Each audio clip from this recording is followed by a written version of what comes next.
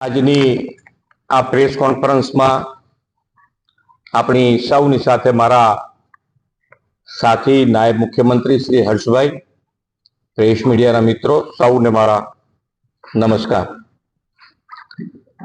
કોંગ્રેસના રાષ્ટ્રીય અધ્યક્ષ મલ્લિકાર્જુન ખડગે ગુજરાતના લોકો વિશે જે નિવેદન કર્યું છે તે અત્યંત આપત્તિજનક અને દુર્ભાગ્યપૂર્ણ છે.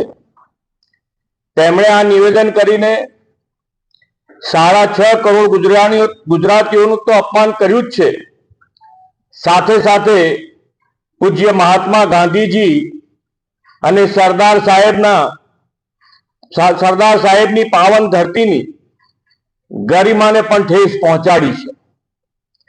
તેમનું આવું શરમજનક નિવેદન સ્પષ્ટ કરે છે કે વડાપ્રધાન શ્રી નરેન્દ્રભાઈ મોદીના નેતૃત્વમાં ભાજપની વિકાસની રાજનીતિને મળી રહેલો વ્યાપક જન સમર્થનથી કોંગ્રેસ પોતાની અસુરક્ષિત મહેસૂસ કરી રહી છે. ગુજરાત અને ગુજરાતીઓ વિરુદ્ધની કોંગ્રેસની આ માનસિકતા આજકાલની નથી પણ વર્ષોની છે. દેશની એકતા અને અખંડિતતાના શિલ્પી સરદાર સાહેબને ભારત રત્ન ન આપીને તેમની પણ કોંગ્રેસે ઉપેક્ષા કરી હતી. જ્યારે વડાપ્રધાન શ્રી મોદી સાહેબના નેતૃત્વમાં સરદાર સાહેબની વિશ્વની સૌથી ઊંચી પ્રતિમાનું નિર્માણ થઈ રહ્યું હતું, તેમાં પણ અડચણ ઊભી કરવાનો પ્રયાસ કર્યો હતો. સરદાર સાહેબના વિઝનથી શરૂ થયેલા સરદાર સરોવર ડેમના કામને અટકાવવાનું પાપ પણ કોંગ્રેસની સરકારે કરીને વર્ષો સુધી નર્મદાના નીર ગુજરાતને મળતા અટકાવ્યા હતા. આમાં તો અનેક અન્યાયનો સિલસિલો ચાલુ રાખ્યો હતો. ખેડૂતોનો મબલક કમાણીની આશા હતી ત્યારે રાતોરાત કેન્દ્ર સરકારે કપાસની નિકાસબંધી ફરમાવી અને ગુજરાતના ખેડૂતોને મોટું નુકસાન વેઠવાનો વારો આવ્યો. વાઇબ્રન્ટ સમિટ મારફતે ગુજરાતમાં રોકાણ માટે આવતા ઉદ્યોગો પણ ઇન્કમ ટેક્સની નોટિસો ફટકારવામાં આવતી અને ગુજરાતમાં રોકાણ ન આવે તેવા પેંતરા કોંગ્રેસ કરતી હતી. કેન્દ્રીય નીતિ નિયમના કારણે ગુજરાતને કોળસો દૂરના રાજ્યોમાંથી મોંઘા ભાવે ખરીદવો પડતો હતો. ગામે ગામ ગેસની પાઇપલાઇન નાખવાની કામગીરીમાં પણ તે સમયની કોંગ્રેસની સરકારે રૂકાવટ ઊભી કરી હતી. કોંગ્રેસ પાર્ટીએ તો જવાબ આપવો પડે કે તેમની કેન્દ્ર સરકારે વર્ષો સુધી નર્મદાના ડેમની ઊંચાઈ વધારવાની અને સરદાર સરોવર ડેમ પર દરવાજા મૂકવાની મંજૂરી કેમ નહોતી આપી. આદરણીય શ્રી નરેન્દ્રભાઈએ વડાપ્રધાન તરીકેના સેવા દાયિત્વ સંભાળ્યા 17 જ દિવસમાં ડેમના દરવાજા મૂકવાની મંજૂરી આપી અને છેક કચ્છ સુધી નર્મદાના નીર પહોંચાડ્યા છે. આદરણીય શ્રી નરેન્દ્રભાઈએ ગુજરાતને કોંગ્રેસની કેન્દ્ર સરકાર દ્વારા થઈ રહેલા સતત અન્યાયની સામે જીત ઝીલીને રાજ્યના મુખ્યમંત્રી તરીકે ગુજરાતની અવિરત વિકાસ યાત્રાને આગળ ધપાવીને ગુજરાતને દેશનું રોલ મોડેલ બનાવ્યું છે. કોંગ્રેસે ગુજરાતના વિકાસને આવી સિદ્ધિઓ અપાવનાર આદરણીય શ્રી નરેન્દ્રભાઈને મોહતના સોદાગર કહીને ગુજરાતની અસ્મિતાને ઠેસ પહોંચાડી હતી, પરંતુ ગુજરાતની જનતાએ શ્રી નરેન્દ્રભાઈમાં પ્રચંડ વિશ્વાસ મૂકીને કોંગ્રેસને સ્પષ્ટ જાકારો આપ્યો. છતાં હજુ પણ કોંગ્રેસની ગુજરાત અને ગુજરાતી વિરોધી માનસિકતા બદલાઈ નથી. આદરણીય શ્રી મોદી સાહેબના વડાપ્રધાન બન્યા બાદ પણ કોંગ્રેસ પાર્ટીએ 50 થી વધુ વખત અપશબ્દો કહ્યાના અનેક કિસ્સાઓથી આપ સૌ વાકેફ છો. શ્રી મોદી સાહેબે આટલું અપમાન સહન કરીને પણ વિકાસની રાજનીતિથી દેશને વિશ્વમાં પ્રતિષ્ઠાભર્યું સ્થાન અપાવ્યું છે. વડાપ્રધાન શ્રી તરીકે રાષ્ટ્ર પ્રથમ અને નાગરિક દેવો ભવના મંત્ર સાથે આગળ વધીને દેશને વિશ્વની ત્રીજી મોટી આર્થિક વ્યવસ્થા બનાવવા આગળ વધી રહ્યા છે. ગાંધીજી, સરદાર સાહેબ અને શ્રી મોદી સાહેબના નેતૃત્વમાં ગુજરાત હંમેશા રાષ્ટ્ર નિર્માણ માટે અગ્રેસર રહ્યું છે અને રહેવાનું છે.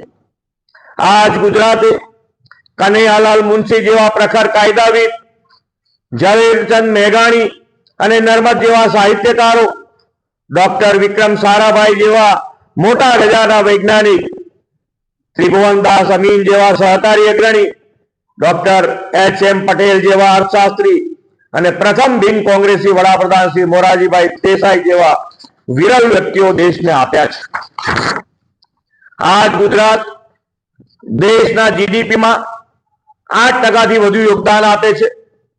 ઔદ્યોગિક ઉત્પાદનમાં દેશમાં 17% હિસ્સો ગુજરાતનો છે. ગુજરાત એકલું જ દેશનું 40% કાર્ગો હેન્ડલ કરે છે. દેશના ફાર્મા માર્કેટમાં ગુજરાતનું યોગદાન 30% અને નિકાસમાં 19% છે. દેશની રિન્યુએબલ એનર્જીમાં ગુજરાતનો હિસ્સો 16.50% છે.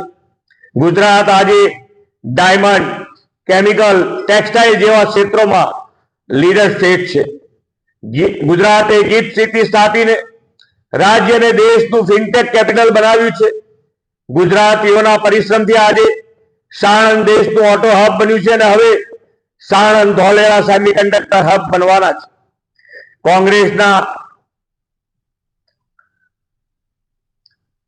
આ તાકાત છે ગુજરાતીઓની. 5 રાજ્યોની વિધાનસભાની ચૂંટણીઓમાં અને ગુજરાતની સ્થાનિક સ્વરાજ્યની ચૂંટણીમાં પોતાની હાર ફાટી ગયેલા કોંગ્રેસના રાષ્ટ્રીય અધ્યક્ષ બોખલાઈ ગયા છે અને આવા નિવેદનોનો બફાટ કરે છે. પરંતુ દેશની જનતા હવે કોંગ્રેસને બરાબર ઓળખી ગઈ છે. વિકાસની રાજનીતિના પ્રણેતા વિશ્વ નેતા શ્રી નરેન્દ્રભાઈ મોદીના નેતૃત્વને સંપૂર્ણ સમર્થનથી વિધાનસભાની ચૂંટણીઓમાં અને સ્થાનિક સ્વરાજ્યની ચૂંટણીઓમાં પણ ભવ્ય વિજય અપાવશે એવો સૌને વિશ્વાસ છે. आभार. आक्रोश के आप सब के बीच यहां रखने आए हैं.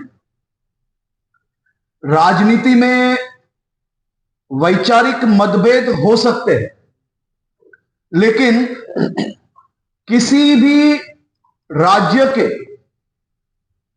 सभी नागरिकों को अपमान करना, अपनी बौद्धिक क्षमताओं पर सवाल उठाना, ये केवल अशोभनीय नहीं है, बल्कि ये कांग्रेस की संपूर्ण बीमार मानसिकता बयां करती है. आज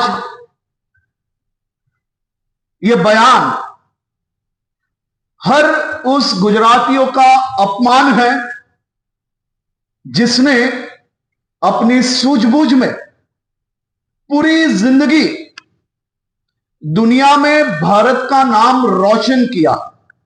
अगर आप कांग्रेसियों के बयानों का इतिहास पे थोड़ा गौर करोगे तो समझ आएगा कि इन लोगों के डीएनए में खास करके गुजरात और गुजरातियों के प्रति किस प्रकार का जहर भरा हुआ. ये जिस प्रकार से मुख्यमंत्री जी ने कहा, खड़गे जी द्वारा गुजरातना 6.5 करोड़ नागरिकों ने जे प्रकारे अपमान करवामां आव्युं छे અને આ 6.5 કરોડ ગુજરાતીઓનો જે આક્રોશ છે તે આજે રાજ્યના મુખ્યમંત્રી શ્રી ભૂપેન્દ્રભાઈ પટેલ સાહેબ આપ સૌ સમક્ષ તેમનો આક્રોશ, રાજ્યના નાગરિકો જે દુઃખી છે તેમના વિચારો આપ સૌ સમક્ષ મૂકશે.